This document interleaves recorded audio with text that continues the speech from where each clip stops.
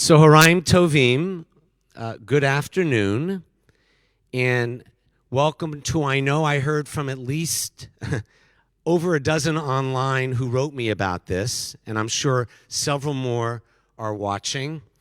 And to those of you in person joining the youngest adult education class we have here at Temple on Sundays at 4:30. Let me explain. The youngest adult education class are the juniors and seniors in our Temple Sunday High School program. Rabbi Wollner's confirmation class, Rabbi Dreyfus, and Rabbi Simon's classes are also here. I just wanted to explain for all of us that when Jewish youth are confirmed at the end of their 10th grade year, in a ceremony introduced by the Reform movement in Germany over 200 years ago, that ceremony, which we hold on the first Friday in May, it's May 6th this year, confirms the entry of every Jewish person into young adulthood. So I teach post-confirmation, grades 11 and 12, where we explore God, Torah, and Israel on multiple levels, including last week's session on how Judaism relates to the slaughter in Ukraine. I talked about how the call to compassion and moral courage of President Zelensky is what Judaism would call the authentic voice of God, while the call to tyrannize, terrorize, or murder is a betrayal of everything the God idea stands for in Judaism. We talked about how being religious is to heed the call of moral conscience and to promote life, not death, as two of my juniors and seniors arrive into the Danziger Chapel. And that's why we talked about the mitzvah, Lo ta'amod al dam reyecha. You all know what that means. Do not stand idle while people you know about are bleeding. And if you want to correct me and say, but I thought it says, do not stand idle while your neighbor bleeds. As Rabbi Joachim Prinz noted, neighbor in the Torah is not a geographic term. It's a moral concept. Do not stand idle while people you know are bleeding. But I admit that I dodge questions that inform where we are in this moment in time. As Putin orders atrocities, creates orphans, and commits crimes against humanity and crimes against God by any faith definition. So we're not only horrified and saddened and enraged, we're also confused. So much has been made about the courage, resolve, bravery, and sacrificial spirit of President Zelensky and Ukrainian people, all true. But is it true that 20% of the residents of Kyiv are really Russian? And if so, how can Putin sell the narrative of slaughtering your own relatives in Ukraine? How did this all come to be historically? Now, while a few members of my Temple 11th, 12th grade class since 2000 have attended college at the University of Mississippi, even more attended the University of Michigan, where this afternoon's teacher became a doctor. Not a medical doctor, as his child can attest. If we get sick in the first home, don't ask that doctor first. But he did become a professor whose PhD and research is all about Ukraine and Russia in the 19th and 20th centuries. 44 million people live in Ukraine in 2022. But how did we get here? And just where are we? The best person I know anywhere, and I mean that, not just at Temple Israel, but anywhere to teach us, happens to be this professor in our midst, a cherished Temple member from a cherished Temple Israel family. Before I call forward the Croft Professor of History at the University of Mississippi, I must mention first his greatest achievements. The first was marrying another active member of our synagogue, and a stellar educator in her own right, Sarah first. And their greatest achievements are their two sons, Samuel and Jonah. Please join me in thanking our devoted Temple Israel member and distinguished professor of history, Joshua First, for giving us a brief history of Ukraine and Russia. Professor Josh First.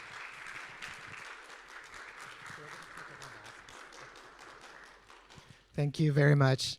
Thank you, Rabbi Micah. This is an honor, and I'm a little embarrassed by the heroism of that introduction. I don't know if I can take credit for for so much praise here. And I think that, when I came here today, I just got off of this Zoom call that Rabbi Bess had notified us on the Temple Facebook page, where Rabbi Grease from Odessa spoke about her very harrowing experience of escaping Odessa, walking 36 kilometers and eventually ending up on the other side of the Polish border to safety, while the president of the congregation remained behind to protect the Torah scrolls in Odessa. And this is just an amazing, inspiring tale. And I hope some of you got to listen to it earlier today. If not, it's available. It was recorded and it's available on the synagogue's Facebook page. Rabbi Bess, do you have the name of the synagogue? Okay. Okay.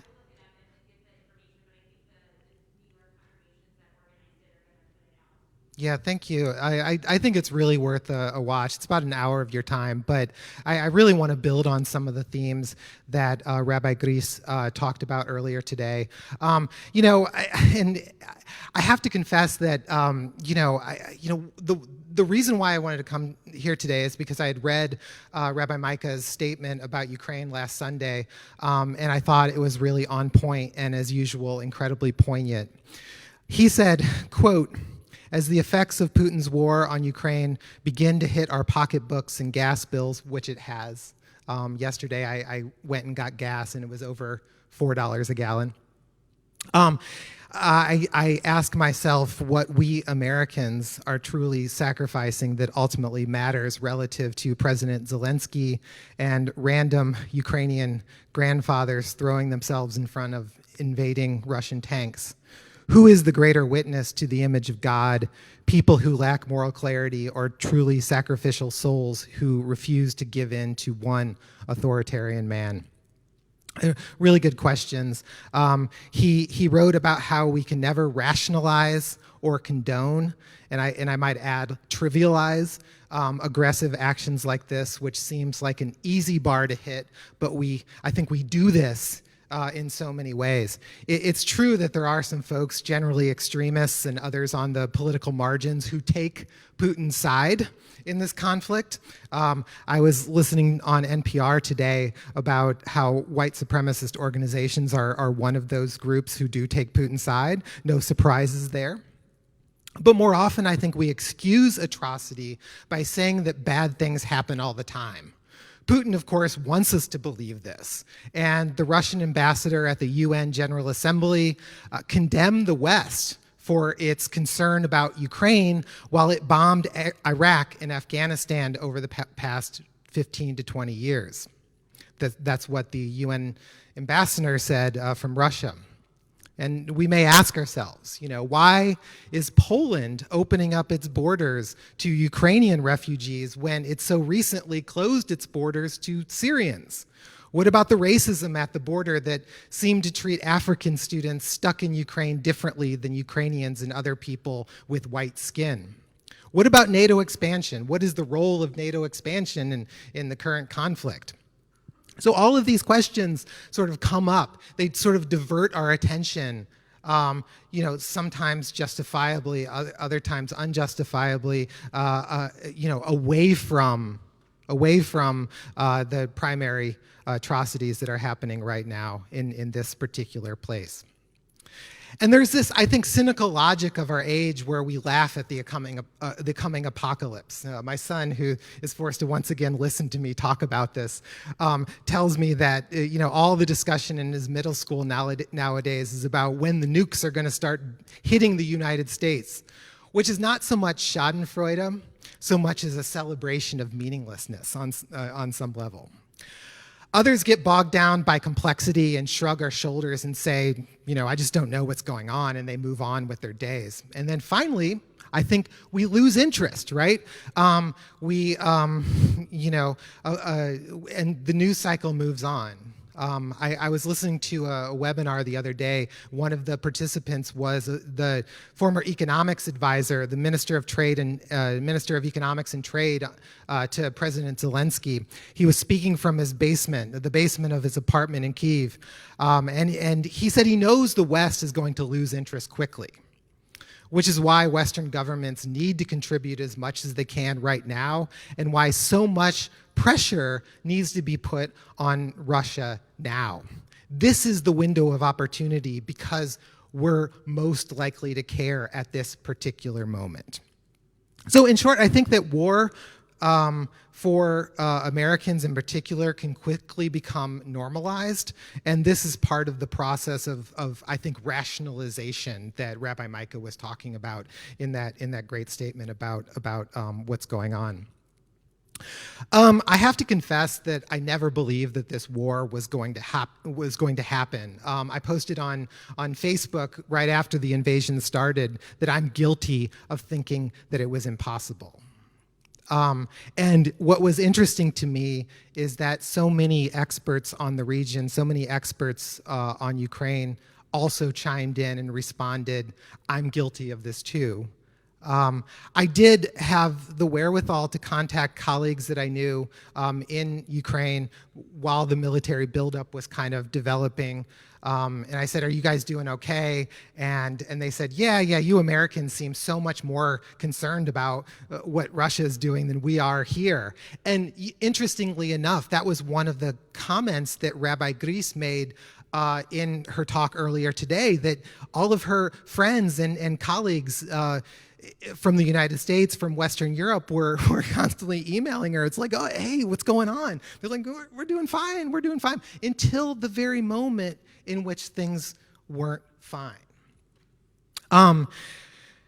So the troop buildup, in retrospect, follows patterns of Russian scare tactics from previous years. During the past 8 years, there were so many times when I read articles and social media posts warning that a Russian invasion was imminent. I got to the point where every time I heard this, I'd roll my eyes when someone would mention something like that.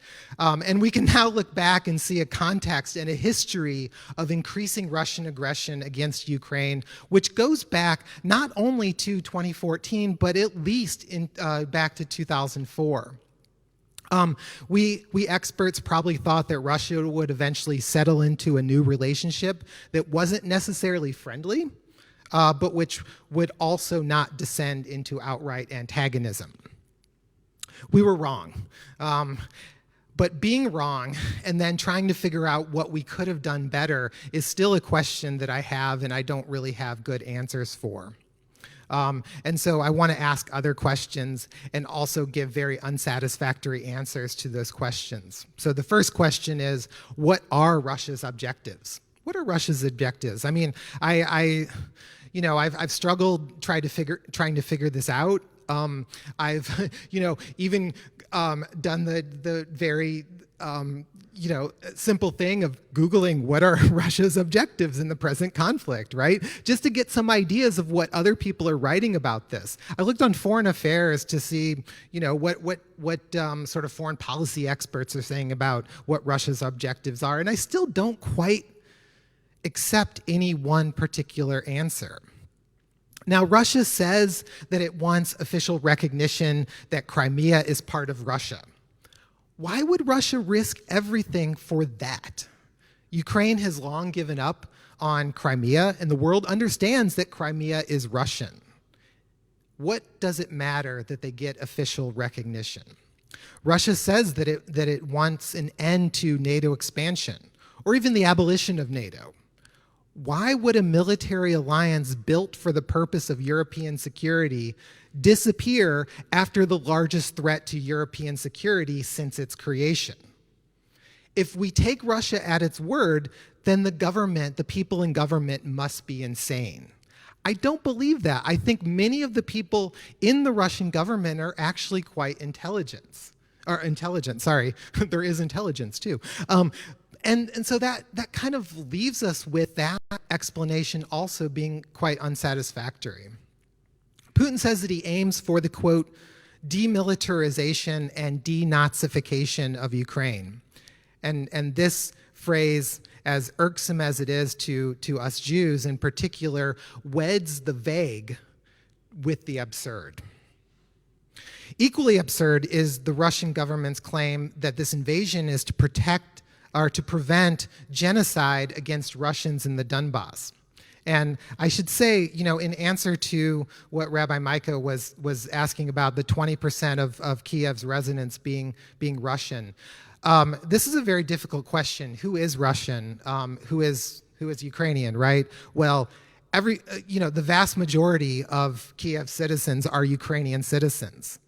At the same time, most people that you run into on the street in Kiev are Russia speakers. Now that's changing, that's getting smaller. When I was in Ukraine during the Orange Revolution in 2003, 2004, almost everybody spoke Russian in Kiev. The only people I ever heard who spoke Ukrainian were those people who were part of, I would say, the intelligentsia, sort of the intellectual, the political elite, along with watching TV and listening to the radio. That's where I heard Ukrainian most of the time. But Russian was the language of the street. Russian was the language of interpersonal interaction for the most part.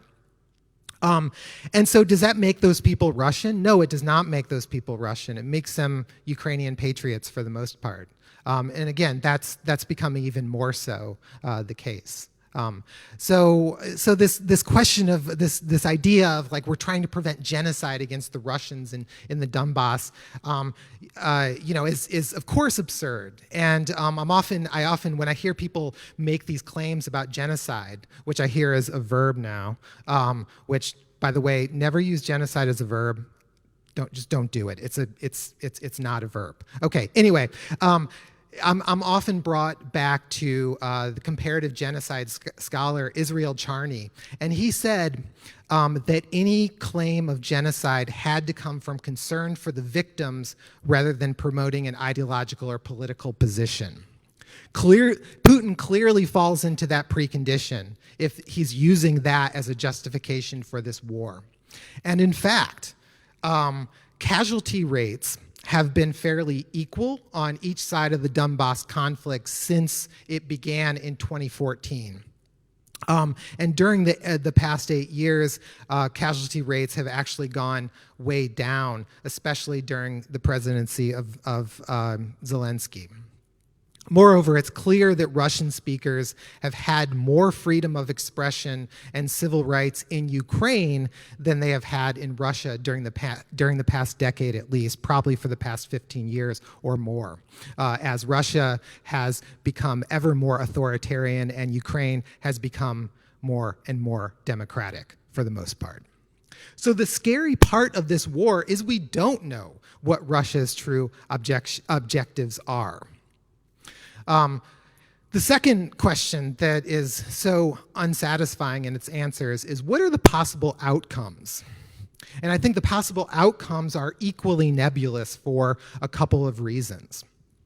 Our own military actions are, of course, limited by the danger of nuclear engagement with Russia, which means that Ukraine is alone in this conflict. It's alone, and we can't foresee other countries getting militarily involved on their behalf. That said, citizens of other countries have gotten involved. I got an email from a colleague of mine who lives in Lviv, and he told me about how a bunch of Australians showed up at his office wondering where to get guns so they could go to the front and fight for Ukraine. And he was partly disturbed, but partly inspired by this group of young people who traveled all the way from Australia to Poland and then crossed the border into Ukraine. But I don't think that's going to turn the tide of the battle. Second, though this is neither a symmetrical conflict, nor is it a starkly asymmetrical conflict. Russia is strongly favored to win if it can successfully mobilize its superior armed forces and its much larger population. Rabbi Micah mentioned that Ukraine is about 44 million people, 45 million people. It's losing population every year, even without this conflict. Russia, also losing population every year, is nonetheless about 140 to 150 million people. So that's the size difference in this country. We could also talk about the different economy, the different economic possibilities for these two countries. Ukraine is a poor country. Its GDP per capita, which I know it doesn't tell us everything about how rich people are in a country, its GDP per capita is around the same as India or Nigeria. By contrast, Russia's economy is closer to Brazil, Argentina, and South Africa. So these are countries with starkly different levels of wealth, but at the same time, even though they can mobilize a much superior armed force and have a much larger population, they do so only at the expense of very high casualties due to the conditions of total war in Ukraine. So Ukraine is facing a condition of total war, whereas Russia is facing a condition of limited mobilization. And so that tends to favor Ukraine's side because their entire economic resources have been mobilized for this one purpose. Well, Russia obviously cannot do that, at least not at this stage, especially when lots of people seem to be not supportive of the conflict in Russia. Although the degree to which Russians support or do not support the conflict remains to be seen. Even though academics that I know, that I communicate with on social media and over email, tend to be against the conflict, but these people are within a kind of small intellectual bubble. And what these people are saying, however, is that they decry the fact that their own parents, their own relatives and friends are nonetheless supportive of Vladimir Putin's agenda. And so that's disheartening, despite these images that we see on television with thousands and thousands of people mobilizing against the war, and these isolated cases where people are holding signs that said "Niet vойне," no war. I saw an image of there's still ice on the rivers, on the River Moika, or it's actually a canal in the center of St. Petersburg, and on the ice of the river, someone wrote "Niet vойне," and a little bit later, someone threw a bunch of paint on top of the Niet vойне to cover it up. And whether that was, also just an individual person or whether it was a city government, we don't know. But so there is something going on in Russia, but we don't know the extent to which it's actually going to do anything. And then that leads me to another point here, and that is sanctions can only work if the Russian elite turns against Putin. This could happen, but why not yet? What is holding the Russian elite back? Well, obviously personal interests, of course. Wealth is key to the maintenance of the Russian elite. And toppling Putin will destabilize the system as a whole, perhaps much more so than sanctions. Second, though, no one is really being trained for succession. And Putin exacerbates the problem of succession by continually shaking up the elite. As soon as someone is identified, here's a possible successor of Putin, that person is demoted or taken out of the elite entirely. As the news has constantly emphasized, Putin's been isolating himself further and further during the pandemic because of his own paranoia about getting sick, making the issue of succession another crisis. Right? Whenever Putin either is too sick to carry on or he dies, there will be a succession crisis. And so the elite knows that there's going to be a succession crisis, and they want to prevent that from happening as long as possible. And furthermore, during a war, it's probably not a good time to trigger a succession crisis, right? But if the elite does turn against Putin, it will probably come from within the military. But the military, if they want to initiate a coup against him, they'll have to confront the security establishment, which is staunchly loyal to Putin. And by security establishment, I also mean this new institution called the National Guard, which is led by Putin's own bodyguard, this guy Zolotov, who was given the commission of the National Guard. And part of the charge of the National Guard is to protect Putin from the elite. And so this is the kind of political situation that's been developing in Russia over the past decade and a half. And it's quite scary. And I think that, my conclusions here are pretty grim about the possibilities for this turning out well. But I want to, I don't think it's hopeless. I don't want to instill anybody with hopelessness. But I want to come back up here a bit and talk about the pretext for the invasion a little bit. After all, this was build a brief history, so I should talk a little bit about history. Putin has always been a strident student of history, and he never fails to bring up Russian history when he's challenged by other world leaders. There's this story where, for the most part, Barack Obama was dealing with President Medvedev during his time in office, and then Putin came back. And when Putin came back, Barack Obama suddenly had to deal with Putin rather than Medvedev, who descended into the background. And the first thing that Putin did was offer him an hour-long lecture about Russian history. And Barack Obama had to smile and nod for an hour. That's what Putin does a lot.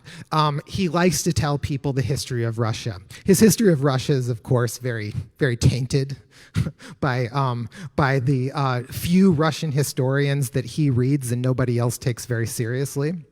Anyway, last summer, Putin began to write a series of articles outlining his views of Ukrainian history. And then he reiterated many of these views in a speech he gave right before the invasion. In other words, history has determined and history has forced his hand to act. He, as someone who wants to be viewed well by historians, realized that he had to change history. Core to Putin's ideas about Ukrainian history are a few things that have just enough accuracy and truth in them to be dangerous. First is his perspective that Ukraine's borders were constructed by forces that did so at the expense of Russian interests. So the Poles, the Austrians, the Germans, the communists, and finally the Americans invented Ukraine as a counterpoint to Russia. The people of Ukraine, or the people in Ukraine, insofar as they had a voice, always expressed their unity with Russia and Russian civilization. So that's point one. Second is the idea that the Ukrainian government is fascist or even Nazi. So during each of the periods in which Ukraine has sought its independence from Russia or its independent will, what came out of it was xenophobia, far-right nationalism, and anti-Semitism. According to Putin, the victims have not only been Russian speakers, but also other groups excluded from the Ukrainian nation-building project, Jews in particular. In essence, Ukraine doesn't exist in history, but when Ukrainian and Western elites will it into existence, bad things happen. So what do we think about as Jews when we think about Ukraine?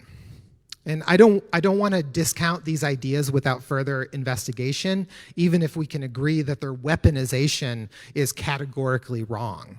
After all, what is Ukraine in our collective consciousness as Jews? In high school, I remember reading Chaim Potok's History of the Jews called Wanderings, one of the first books that really got me interested in history.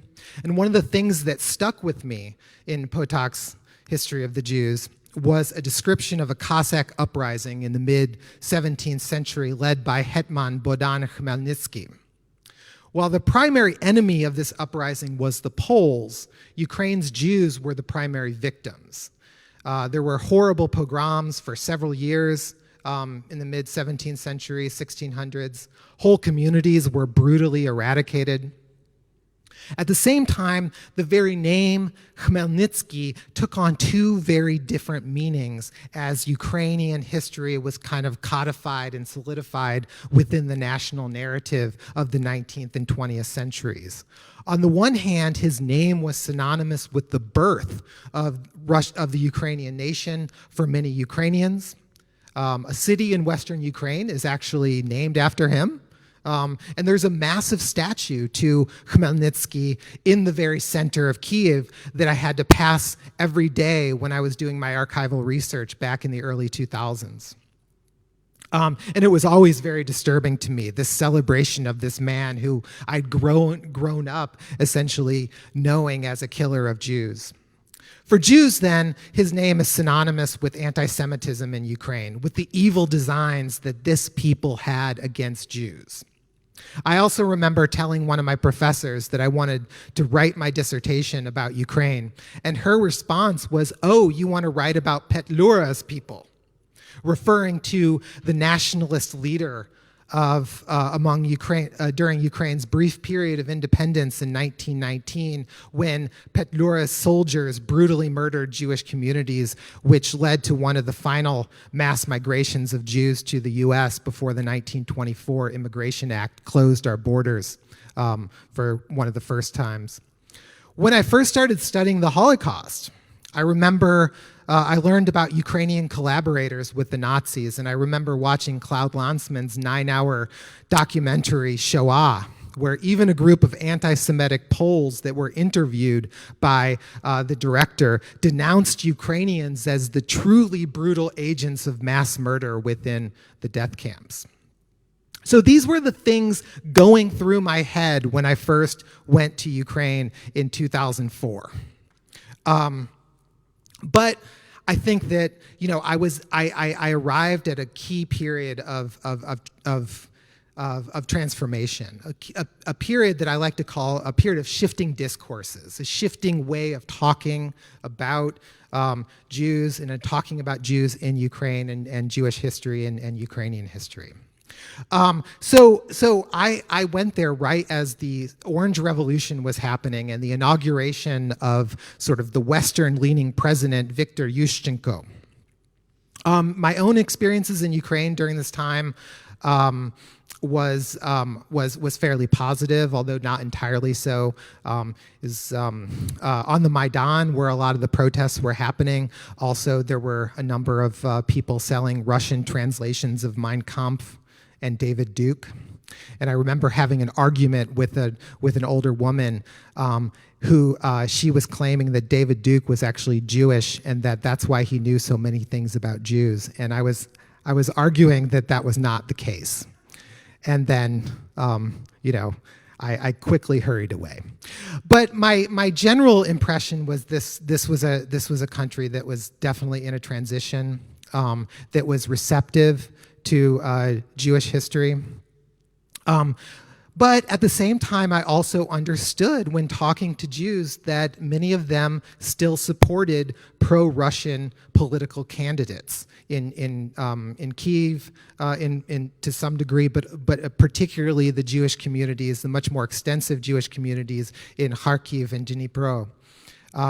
These were generally people who supported pro-Russian candidates. At the same time, I remember watching live the inauguration of Viktor Yushchenko, and he had Ukraine's chief rabbi speaking at that inauguration. He was the first president who invited the chief rabbi of Ukraine to speak, and so I definitely felt that things were changing. And I remember that the chief rabbi also made an effort, a pained effort, but an effort nonetheless to speak Ukrainian during this inaugural address. So with the Maidan in 2014, the revolution that toppled Viktor Yanukovych, we begin to see a much broader incorporation of Jews into the Ukrainian national narrative. Ukrainian Jews generally supported the demands of the more moderate protesters, and even among the Ukrainian Jewish diaspora, there were outpourings of support for this new Ukrainian government. Even people that I knew in Boston, friends of mine, suddenly became Ukrainian patriots. And that was really heartening. And it was definitely something that felt new about this moment. And this is despite the fact that there were nationalists who participated on the Maidan, and despite the fact that the narrative that I heard so often during this period was a bunch of fascists have toppled a legitimate government. And that irked me because I knew that that wasn't the case. These people were on the scene, they were doing things, but they hadn't captured the government the way that many people in Russia wanted us to think. And I've been personally amazed at what's happening within the historical profession in Ukraine. There has clearly in the past been a divide between Jewish history and Ukrainian history, with very different and oftentimes conflicting intellectual interests within these two groups. But I've also witnessed a radical transformation in recent years where these two intellectual traditions are converging, where Jews and non-Jews alike in Ukraine are working together to integrate Jews into Ukrainian history and Ukraine into Jewish history. And of course, we've heard, and you've heard over and over again, that Ukraine now has a Jewish president. The only country besides Israel that has a president of Jewish descent in the figure of Vladimir Zelensky. And I call him Vladimir Zelensky because he is also a Russian speaker, one who had to learn Ukrainian, learn to speak it fluently, to be able to speak to both of these populations in this multicultural and multilingual country that he was now president of. And so at this precise moment where I see, and a lot of people see, Ukraine moving in a positive direction, confronting its past, incorporating Jews into the national narrative more and more, we get this very ugly claim that this war is being pursued for the purposes of denazification. And my point is that, this is the moment when Ukraine is in fact moving in the opposite direction as that claim would suggest. And it's incredibly important that Jews realize this and to not fall into stereotypes and impressions that we may have had about the Ukrainian history, or maybe about even the Ukrainian national character. I want to end here and just take questions and hear what you guys have to think about this. I mean, even if it's not a question, I welcome any thoughts or statements about how you're feeling about what's going on. I think it's great if we could just have a conversation at the end of this. But everybody sort of asks me, like, what can we do to help Ukraine? Obviously, support international organizations in their delivery of humanitarian aid. Encourage our representatives to not lose interest, right? Steve Cohen, of course, made a very strongly worded statement against Russia's invasion of Ukraine. Let's encourage him to continue to make those statements and, again, not lose interest, to keep pressure on Russia as much as possible. And we do need to ramp up our support for more military hardware being sent to Ukraine. They're engaged in a liberation struggle, and we should understand that. So anyway, thank you for listening. And again, happy to answer any questions you have. Thank you. Robert.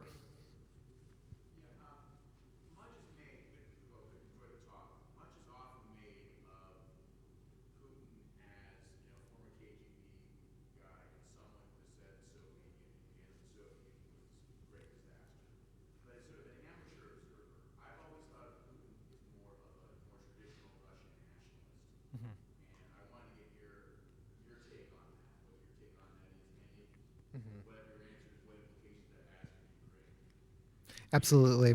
Yeah, absolutely. Yeah. So the question was, it's often stated in sort of, I guess, the mass media that Putin is someone who wants to reconstruct the Soviet Union owing to his kind of KGB background and so on. But another, I guess, counter narrative is he's more of a Russian nationalist. I don't think he's either a Russian nationalist or a someone who wants to reconstruct the Soviet Union. I think that he believes that he's pursuing Russia's rightful imperial ambitions. You know, he's someone who believes that the Russian national idea is Russia is an empire. The Soviet Union sort of maintained that imperial identity on some level, certainly under Stalin, and that, you know, the Russia's rightful place in the world is as a powerful state that that I don't want to say dominates, because that automatically sort of morally impugns it, but that Russia has hegemony within its own sort of broader imperial space, that is Russia's destiny, that is Russia's historical position. And the reason why I don't think he's a nationalist, and I'm willing to be for someone to tell me I'm wrong here, but the reason why I don't think he's a nationalist is because he doesn't speak as an ethnic Russian nationalist. The term nationalism in Russia has connotations of sort of, I guess, kind of sort of a fascist kind of ethnic tendency. You know, whereas his understanding of Russianness is people who speak Russian who identify with the history of Russian civilization. So maybe it's a sort of civic nationalism, but rather than an ethnic nationalism. But that distinction, I think, nonetheless needs to be drawn out. Thank you, Professor. Yeah. As an armchair student of history, I may have misinformed my class last week about what happened in the 20th century with Russia and Ukraine. Could you set me and all of them straight? Like you just mentioned Stalin in passing. What informs this moment about the Ukrainians and the Russians based on your research and based on history? Well, I mean, there's some flashpoints, certainly, in the Russian-Ukrainian relationship. I mean, one of the biggest flashpoints is the famine of 1933. I don't know if you mentioned that in your class, but I mean, to be rather concise here, peasants in the early 1930s throughout the Soviet Union were forcibly placed within collective farms in order for agricultural produce to be extracted more easily, sold to the West, so that the Soviet Union could then industrialize. So overall, peasant lives were expendable, but after a series of poor harvests, especially in Ukraine, Stalin refused to reduce the grain quota for extracting grain from the peasants, and approximately 3 to 4 million peasants starved to death over the course of 1932 and 1933, which is a horrible atrocity that still has not gotten the kind of play in mass media that it deserves. Do Ukrainians remember that? They absolutely do. They refer to it as the Holodomor. And they considered it a genocide. It's largely not been recognized internationally as a genocide. And I think in an earlier period of time, I would have been critical of this designation myself. Because when I was in Ukraine, one of the things I saw were implicit comparisons between the Holocaust and the Holodomor.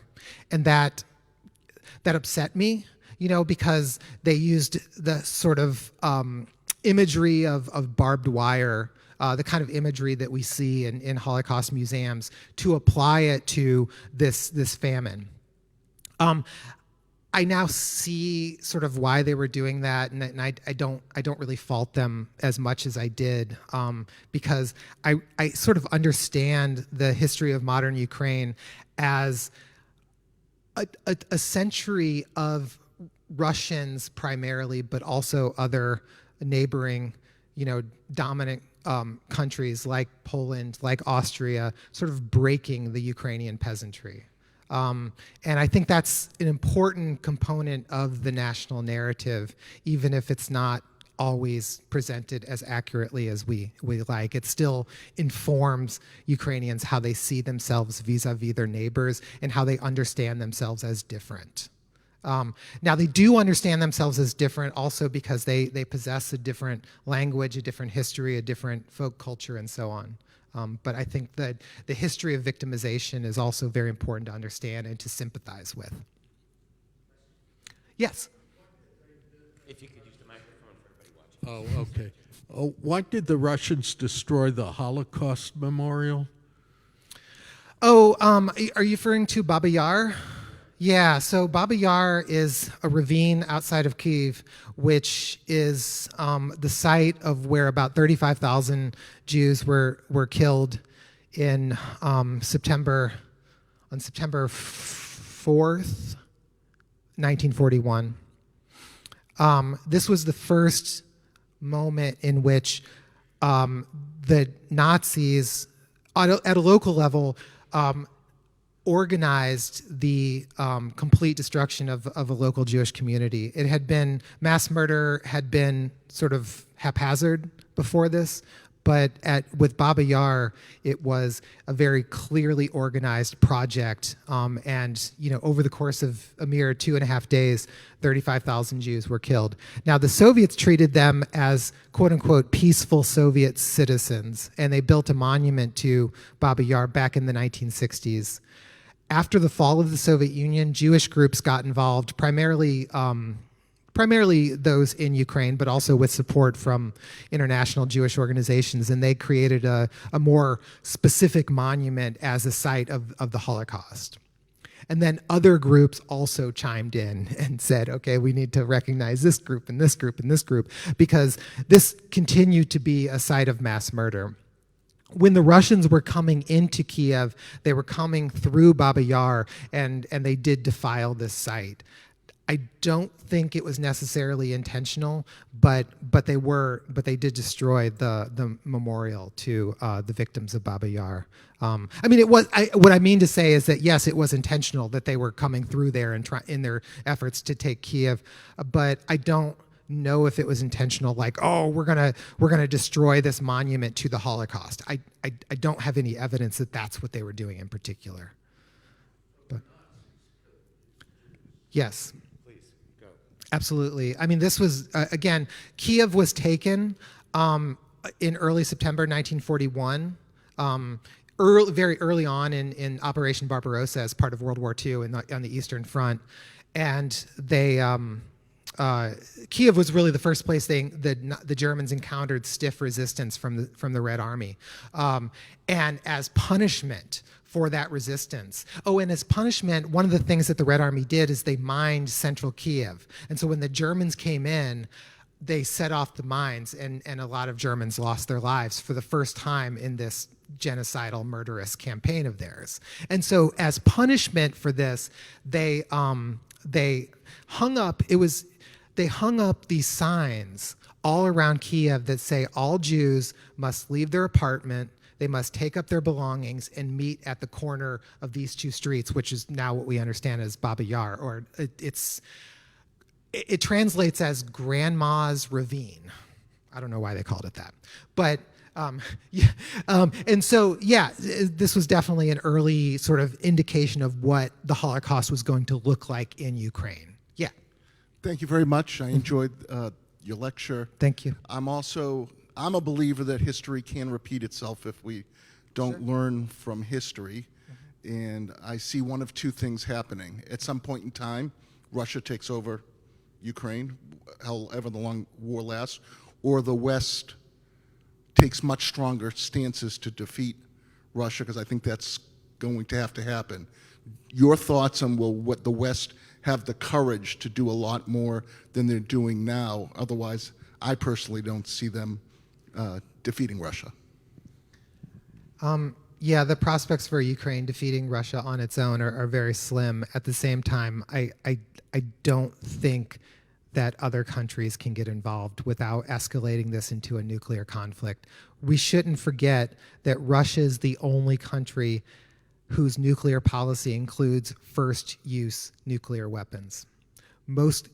I think every other country that has nuclear weapons, their nuclear policy is to use it only in defense. Russia imagines a situation where it could use them as an offensive tool. And so I think that justifiably scares us a little bit more than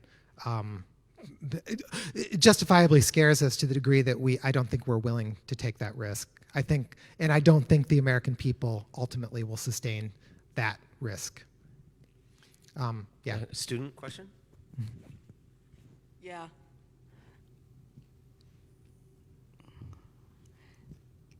I just saw the Russian convoy is still stalled and at the north point of Kiev on the news like a couple of days ago. Absolutely, yeah. They're closing in, and one danger is that they will take Kiev within the next several days. I hope that's not true. My students are reminding me that we always end at 5:30, and we have 5 more minutes, right? So I think we have 2 more questions. Got it. Yeah, thank you. This has been really great. What do you think happened when the Soviet Union collapsed, right around 91, 92? It was really hopeful that this, the Soviet Union, the Russian would, I saw all the different breakaway republics start their own countries and everything, and it was really a hopeful time. And I never understood, why didn't the United States at that time really embrace the Russian people and the Russian government or whatever, and try to really, it seemed like Russia always had a trouble with transferring over from a communist system to a free market economy. And it's kind of odd because China is a communist government, but they practice free market very well. And I always wondered why the United States didn't help and draw Russia closer at that time. Well, my response to that is that we did. Russia did join the free market. Russia did join the global capitalist system. They very successfully joined the global capitalist system under Russia. And I think the sort of neoliberal idea of what was going to happen was that as Russia is gradually incorporated into the global financial system, that would cause them to be more democratic. We know now that they used that capitalist global system to entrench their elites, to enrich their elites, and to close down the possibility for democracy. So my read on this is that the free market does not naturally lead to democracy. We need to fundamentally rethink that connection. And I think China also gives us evidence that an authoritarian dictatorial system can pursue a free market agenda and corrupt that system from within. We have time for one more question. Rabbis? on the hot seat, Yes, rabbis. or professor. We have other professors in the room. Here we are. Thank you. Thank you for this. Has been wonderful. One question for those of us who've been following the news the last few days, that Naftali Bennett seems to be starting to play a pivotal role potentially in talking both with Ukraine and Russia, and may bring both of them to the table. Can you talk about the relationship between Israel and both of these two countries and the role that they might play? Yeah, I mean, I don't know if I'm an expert on that question in particular. You know, Israel has enjoyed very favorable relations with Russia for quite some time now, and you know, Putin has got along well with various Israeli prime ministers. The history is not as much there on the Ukrainian side, and so what I fear is that the Israeli government will play a little bit of both sides. And which, of course, by definition, favors the Russians. At the same time, we need a ceasefire. You know, it's just that Zelensky, at this point, in no way wants a ceasefire at the expense of any of Ukraine's sovereignty. You know, he has been the most vociferous advocate of Ukrainian sovereignty since, you know, Ukraine became independent. You know, there are stories of him yelling at his advisors if they even suggest that we need to give in to Russian demands for Russia to have a role to play within Ukrainian politics. Because let's make no mistake, the Minsk agreement was a blank check for Russia to internally corrupt Ukrainian politics. And that's why Ukraine didn't really want to pursue it. And so what I worry in the present case is that, you know, Israel will ask Ukraine to reconsider the question of federalization or something like that would just once again open the door to Russian incursion into Ukraine's sovereignty. But again, I support 100% a ceasefire, and I hope the Israelis manage to make that happen on a fair and equitable basis. Rabbi Simons has informed me that everyone here has spring break next week. So we will not be meeting next week at this time, but for the Temple High School and TI Chai. And by the way, all you adults are always welcome back to our class, and all of you watching as well. But please join me in not only thanking Professor First, but this has been such a fascinating, troubling, thought-provoking hour, and any of you who are still in the Danziger Chapel can stay after and meet with Dr. First one-on-one. But Josh, thank you so much. Thank you, Rabbi Micah.